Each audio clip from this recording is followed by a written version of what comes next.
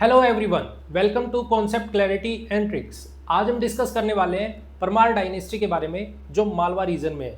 इसमें हम बात करेंगे कौन कौन से जो प्रोमिनेंट रूलर्स हैं उनके बारे में, उनके कंटेम्प्ररी कौन कौन से ऑथर्स हुए उनके बारे में। तो ध्यान से देखिएगा, ध्यान से समझिएगा, बहुत इंपॉर्टेंट ये वीडियो है। चलिए शुरू करते हैं हम सबसे पहले परमार डायनेस्टी के बारे में। परमार डायनेस्टी एक्चुअल में ये लोकेट कहाँ कर रही है? ये कर रही है मालवा वाले रीजन में। ठीक है, अगर यदि मैं आपके सामने इस तरीके से थोड़ा सा मैप पे बनाऊं तो हमारे पास में यहाँ पे हमें देखने को मिलती है सोलंकी डायनेस्टी, और ये वाला जो रीजन है यहाँ पे हमारे पास में मालवा वाले रीजन में हमें देखने को मिलेगा परमार डायनेस्टी। ठीक है, इनके इधर देखेंगे तो हमारे पास देखने को मिलेगा कौन? दैट इज चंदेल डायनेस्टी, क्योंकि इनका हर किसी के साथ में कॉन्फ्लिक्ट होगा, हर किसी के साथ चलेगा, क्योंकि ये सारे एक दूसरे के कॉन्टेम्प्ररी है ना, तो एक दूसरे के साथ में लड़ाई करेंगे। इन्हीं के टाइम में महमूद गजनवी का इन्वेजन भी होगा इंडिया पे, तो वो भी यहाँ पे प्रोमिनेंट होगा। लेकिन हम पहले परमार डायनेस्टी के बारे में थोड़ा सा जानते हैं, समझते हैं कि परमार डायनेस्टी का ओरिजिन कहाँ से हुआ, क्या ये पहले से एग्जिस्ट करते थे या ये कहाँ से ओरिजिनेट हुए हैं। ठीक है, देखो सबसे पहले अगर यदि हम बात करें इनके ओरिजिन की, तो क्योंकि हम पहले चर्चा कर चुके हैं इसके बारे में कि जो परमार डायनेस्टी है ये माउंट आबू पे, ये कई बार हम बता चुके हैं, क्योंकि सोलंकीज, ठीक है, प्रतिहार, चौहान, वो सारे के सारे कहाँ से निकले? अग्निकुंड से निकले, और ये स्टोरी हम डिस्कस कर चुके हैं। तो माउंट आबू में जो अग्निकुंड है वहां से माना जाता है कि परमार डायनेस्टी का ओरिजिन हुआ, परमार डायनेस्टी का ओरिजिन हुआ। ठीक है, परमार है वो ओरिजिनेट हुए। अब पहले तो हम जानते हैं परमार का मीनिंग क्या है। तो परमार का मीनिंग है स्लेयर्स ऑफ एनिमी। इसका मतलब क्या हुआ? इसका मतलब हुआ दुश्मनों को मारने वाला।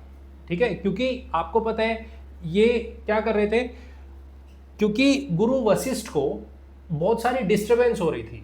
ठीक है, यज्ञ करने में डिस्टरबेंस हो रही थी, तो उस टाइम में उन्होंने प्रोड्यूस की थी 4 डायनेस्टीज, ताकि उनको कोई भी परेशानी ना हो।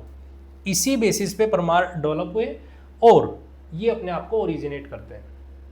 ठीक है, लेकिन क्योंकि गुर्जर प्रतिहार और राष्ट्रकूट दोनों के दोनों ऊपर और नीचे बैठे हुए, जब ये शुरुआत में ओरिजिनेट हुए तो उस टाइम में ये सारे के सारे क्या हो रहे हैं? एक दूसरे के जो हम कहते हैं फ्यूडल। ठीक है, गुर्जर प्रतिहार यहाँ पे कंट्रोल कर लेते हैं तो ये उनके फ्यूडल हो जाते हैं।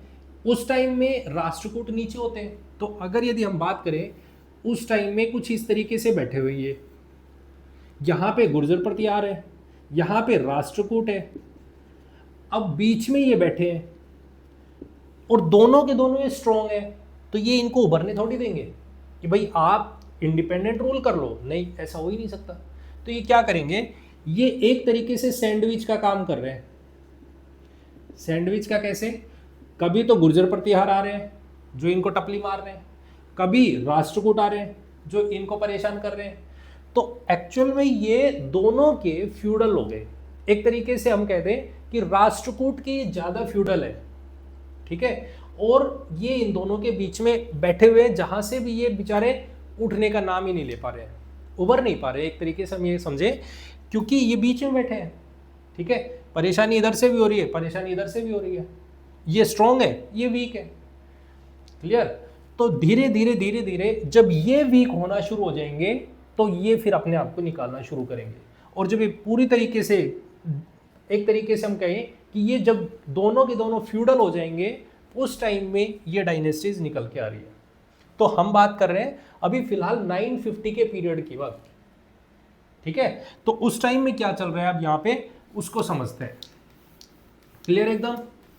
तो इनके फाउंडर, अब हम इनकी कुछ कैरेक्टरिस्टिक्स के बारे में बात कर लेते हैं, जानते हैं कि ये किस तरीके से डेवलप कर रहे हैं, क्या क्या कैरेक्टरिस्टिक्स हैं इस डायनेस्टी की जो हमें स्टडी करनी चाहिए या हमें पता होना चाहिए। कैरेक्टर्स, ठीक है, सबसे पहले तो हमें पता होना चाहिए इसका फाउंडर। फाउंडर कौन है? उपेंद्र। इनके फाउंडर है वो उपेंद्र है, ठीक है, पहली चीज। दूसरी चीज, ये जो डायनेस्टी है ये शैवाइट डायनेस्टी है, शैवाइट, ठीक है। अब क्यों, कैसे पता चला हमें ये? क्योंकि इनके टाइम पीरियड पे हमें बहुत सारे शिव टेम्पल्स और शिव केव्स हमें देखने को मिलती है, काफी सारी केव्स बनती है। और ये लास्ट, ये जो हमारे पास डायनेस्टी है, इनका जो पीरियड है वो केव फॉर्मेशन का, केव आर्किटेक्चर का लास्ट पीरियड देखने को मिलता है, लास्ट फेज होता है, ठीक है। इनके टाइम में लास्ट जो केव बनती है वो शिवलेनी केव, जो 10th और 11th सेंचुरी के पीरियड में बनती है, ठीक है। ये अग्निकुल से उत्पन्न हुए, ये हम स्टोरी देख चुके हैं। और ये स्टोरी हमें कहां से देखने को मिलती है? ये स्टोरी हमें देखने को मिलती है, इनका एक कॉपर प्लेट इंस्क्रिप्शन है, that is Harsola copper plate inscription, Harsola copper plate inscription. ये आपको बहुत प्रोमिनेंटली पता होना चाहिए, आपसे पूछा जा सकता है किसी भी पेपर में कि हरसोला कॉपर प्लेट इंस्क्रिप्शन किस डायनेस्टी से रिलेटेड है, तो वो आपको यहां से देखने को मिलेगा। क्लियर एकदम, बात समझ में आ गई? अब ये डायनेस्टी जब धीरे धीरे डिक्लाइन फेज में जाएगी तो 1305 वाले पीरियड में, देखो इसमें बहुत सारे राजा आएंगे, बहुत सारे रूलर्स होंगे, लेकिन वो इतने प्रोमिनेंट नहीं है। इनके जो हम पढ़ेंगे वो हम 2 प्रोमिनेंट रूलर्स पढ़ेंगे, वो हम बात करेंगे।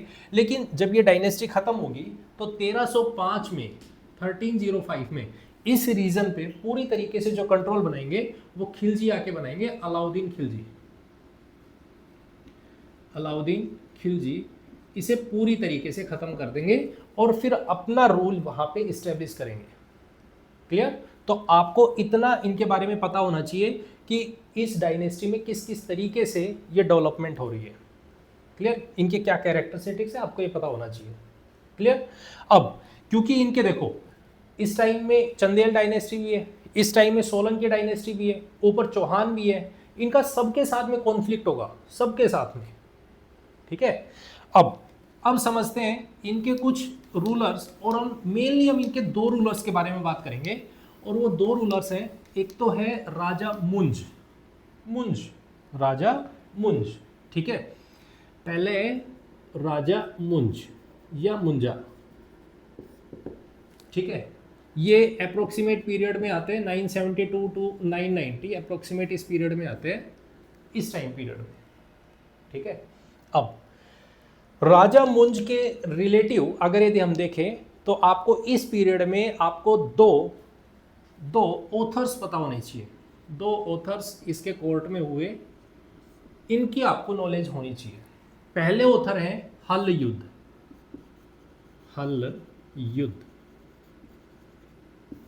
ठीक है। एक ऑथर है हल युद्ध जो मुंज के कोर्ट में हुए। इनकी बुक है, एक है एनसाइक्लोपीडिया, ठीक है। एक बुक है जिसका नाम है एनसाइक्लोपीडिया। क्लियर? और दूसरी बुक है जो मैथ से रिलेटेड है, मैथ में भी अगर मैं बात करूं ट्रिग्नोमेट्री से, ठीक है, ट्रिग्नोमेट्री से रिलेटेड, दैट इज मृत संजीवनी, जो मैथ की बुक है किससे रिलेटेड है? ट्रिग्नोमेट्री से। ये आपको पता होनी चाहिए। 2 बुक्स हलयुद्ध की किसके कोर्ट में थे? तो मुंज के कोर्ट में, ठीक है। दूसरे हुए पद्मगुप्ता,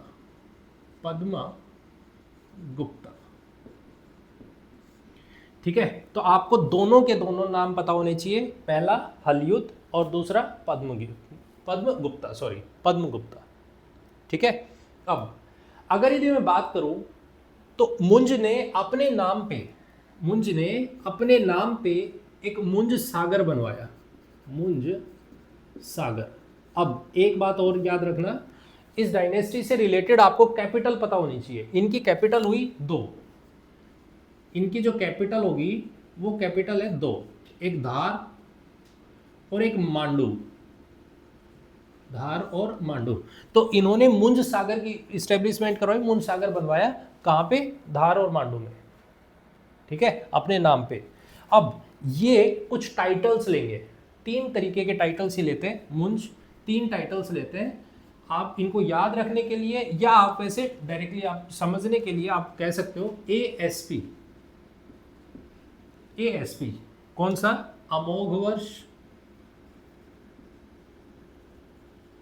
पहले अमोघ वर्ष, दूसरा श्री वल्लभ, श्री वल्लभ, ठीक है, और तीसरा है पृथ्वी वल्लभ। आपको ये तीनों टाइटल्स किससे रिलेटेड मिलेंगे, मुंज से रिलेटेड, राजा मुंज हुए उनसे रिलेटेड आपको ये टाइटल्स देखने को मिलेंगे। क्लियर, ठीक है। अब बात करते हैं हम इसके नेक्स्ट रूलर की, और जो कि सबसे ज्यादा प्रोमिनेंट हमें रूलर देखने को मिलता है वो यही है इस डायनेस्टी का, दैट इज राजा भोज, ठीक है, सबसे ज्यादा प्रोमिनेंट, क्योंकि इनके टाइम पे जितना इस डायनेस्टी ने डेवलपमेंट किया वो किसी टाइम में नहीं हुआ। ये है राजा भोज, भोज। इनका जो टाइम पीरियड है 1010 से लेके 1055 के पीरियड में, ठीक है। ये कंटेम्पररी होंगे किसके, कंटेम्पररी टू मोहम्मद गजनवी, महमूद गजनवी के कंटेम्पररी होंगे, ठीक है।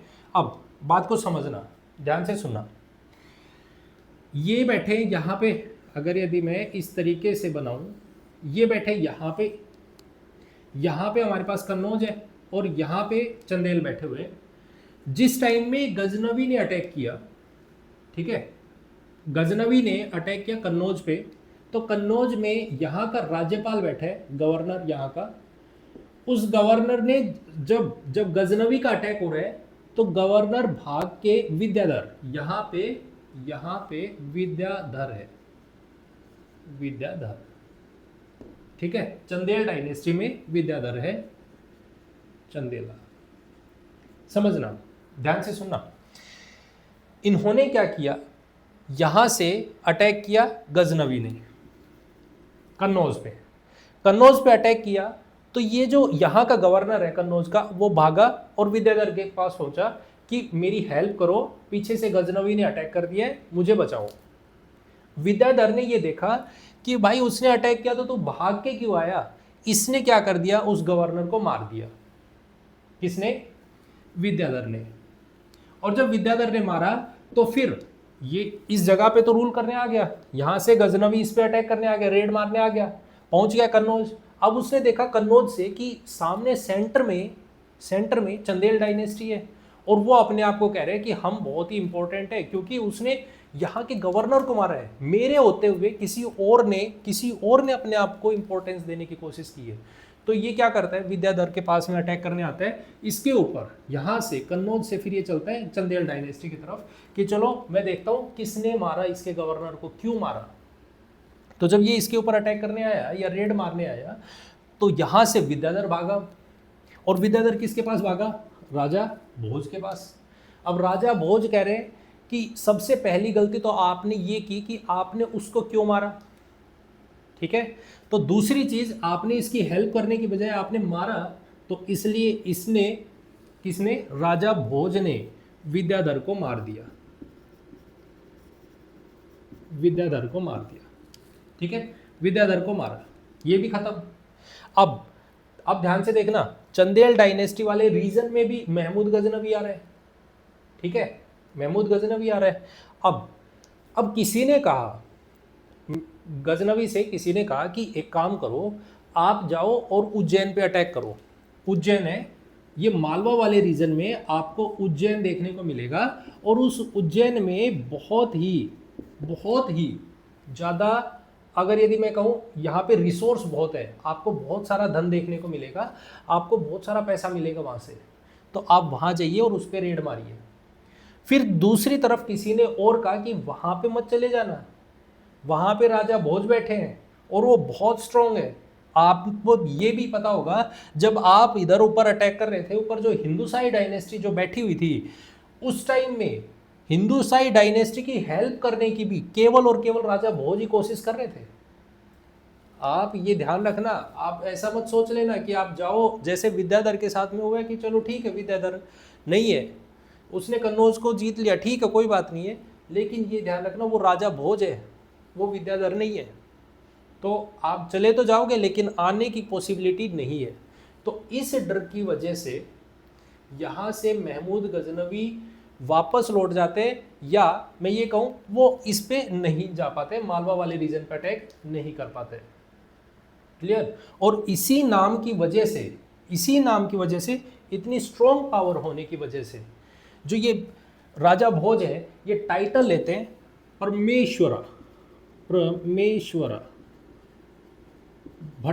परमेश्वरा परम भट्टकारिका, परम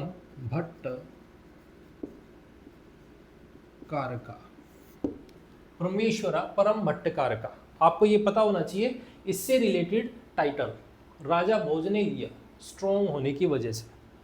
क्लियर, बात समझ में आ गई कि ये परमेश्वर है, इस रीजन में किसी को भी घुसने की एंट्री नहीं होगी या किसी को भी आने की इजाज़त नहीं है। क्लियर। अब फिर यहाँ से ये महमूद गजनवी, क्योंकि इनका सोलंकी डायनेस्टी के साथ में इतना तालमेल था नहीं, वो सोलंकी डायनेस्टी के साथ में इतना रिलेशन था नहीं अच्छा, तो ये सोमनाथ को लूट के चला जाता है, वो लास्ट रेड होती है इसकी। ठीक है, बहुत ही ज़्यादा अगर मैं कहूँ राजा भोज बहुत ही ज़्यादा एक इंटेलेक्चुअल पर्सन हम कह सकते थे। अब इन्होंने क्या क्या काम किया तो वो देख लेते हैं। अब इनके टाइम में अगर मैं बात करूं तो सबसे पहली चीज तो इसने संस्कृत स्कूल की इस्टेब्लिशमेंट की। क्या नाम है? भोजशाला। आपको ये नाम पता होना चाहिए, राजा भोज के नाम पे भोजशाला। ठीक है, क्या है ये? संस्कृत स्कूल। दूसरा, इसने एक सिटी इस्टेब्लिश की, दैट इज भोजपुर। ठीक है, बाद में इसका नाम चल के पड़ा भोजपाल, और बाद में यही सिटी जो आज के टाइम में है भोपाल, वो यही है। भोपाल सिटी जो इस्टेब्लिशमेंट है वो किसने की थी? राजा भोज ने। किस नाम से की थी? भोजपुर के नाम से। बाद में ये भोजपाल हो गई और अब ये भोपाल है। क्लियर? ठीक है, अब बात करते हैं इनके द्वारा काफ़ी बहुत सारी बुक्स लिखी गई। ठीक है, इन्होंने बहुत सारी बुक्स लिखी, इनमें से एक दो बुक्स है जिसके बारे में आपको पता होना चाहिए। एक बुक इनके है सालीहोत्र। ये क्या है? ये बुक एक घोड़ों की डिजीज़ के बारे में, ठीक है, घोड़ों के अंदर बीमारियां क्या क्या हो सकती है, किस तरीके से बीमारियां फैलती है, उसके बारे में लिखा हुआ है इसमें, हॉर्सेस से रिलेटेड। ठीक है, एक बुक है जिसका नाम है तत्व प्रकाश।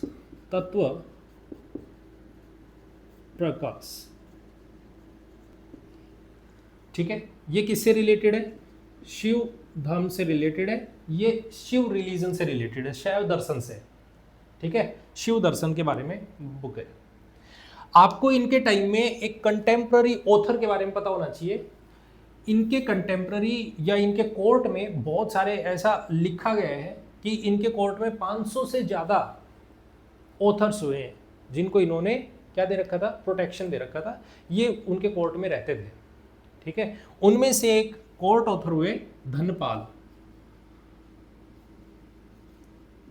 ठीक है, जिनकी एक बुक है जिसका नाम है तिलक मंजरी। ये आपको पता होना चाहिए। क्लियर? तो आपको दोनों चीजें पता होनी चाहिए। पहली, उनके कोर्ट में किसके, जो इनके पहले हुए हैं उनके कोर्ट में कौन कौन ऑथर्स हुए हैं, इनके कोर्ट में, राजा भोज के कोर्ट में कौन ऑथर्स हुए हैं, उनके बारे में आपको पता होना चाहिए। क्लियर? तो ये है हमारे पास परमार डायनेस्टी के बारे में, जिसमें किस तरीके से ये काम करते हैं और किस तरीके से अपने आप को आगे बढ़ाते हैं। लास्ट में इनके बहुत सारे रूलर्स और होंगे, काफ़ी होंगे, लेकिन वो इतने प्रोमिनेंट नहीं है। उन्होंने ना कोई इतना काम किया, ना उनके बीच में पावर रही है। बाद में वो इनकी वीकनेस होती है और फिर इनको पूरी तरीके से, ये जो रीजन है इसको पूरी तरीके से अपने कब्जे में ले लेंगे और वो आएगा खिलजी। अलाउद्दीन खिलजी इनको पूरी तरीके से ख़त्म कर देंगे और इस रीजन को कंट्रोल करेंगे। ठीक है, अंडरस्टैंड। तो ये थी परमार डायनेस्टी। आई होप आपको समझ आया होगा, और अगर समझ आई है तो इसे लाइक कमेंट एंड शेयर जरूर करें, और चैनल को सब्सक्राइब नहीं किया है तो प्लीज़ चैनल को सब्सक्राइब जरूर करें। Thank you very much and have a nice day. Bye bye, take care.